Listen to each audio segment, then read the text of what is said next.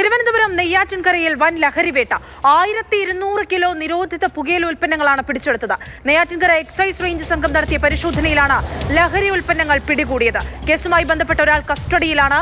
School college വിദ്യാർത്ഥികളെയും അന്യസംസ്ഥാന ക്യാമ്പുകളെയും ലക്ഷ്യമിട്ട് വിൽപ്പന നടത്തുന്ന സംഘത്തിലെ പ്രധാന കണ്ണിയാണ് പ്രതി.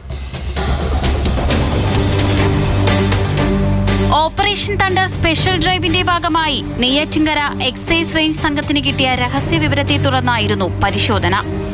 പുന്നമ്മോട് സ്കൂൾ പരിസരത്ത് നിന്നാണ് നിരോധിത പാൻ മസാല ഉൽപ്പന്നങ്ങൾ പിടിച്ചെടുത്തത്. കാക്കാമൂല തെറ്റിവിള സ്വദേശി ഷൈജുവിനെ കസ്റ്റഡിയിലെടുത്തു.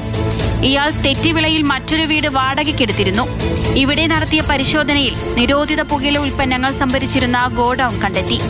1200 കിലോയോളം നിരോധിത പാൻ മസാല ഉൽപ്പന്നങ്ങളാണ് പിടിച്ചെടുത്തത്. Neyyattinkara excise range inspector Robin ബാവച്ചന്റെ നേതൃത്വത്തിലായിരുന്നു പരിശോധന. സ്കൂൾ കോളേജ് വിദ്യാർത്ഥികളെയും അന്യസംസ്ഥാന ക്യാമ്പുകളും ലക്ഷ്യമിട്ട് വിൽപ്പന നടത്തുന്ന സംഘത്തിലെ പ്രധാന കണ്ണിയാണ് പ്രതി.